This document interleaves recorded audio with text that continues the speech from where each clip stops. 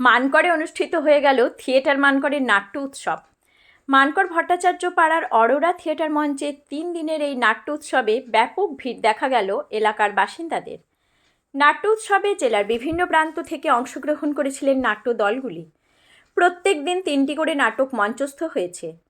আগামী বছরেও এই উৎসব আরও বৃহত্তর আকারে করা হবে বলে জানা গিয়েছে। মানকর থেকে নিজস্ব প্রতিনিধির রিপোর্ট, সুখবর টিভি।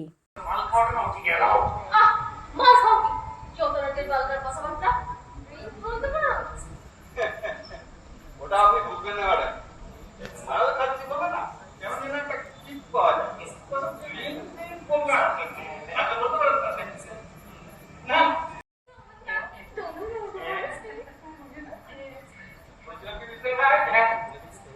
এরকম সন্ধ্যেবেলা তো এর আগে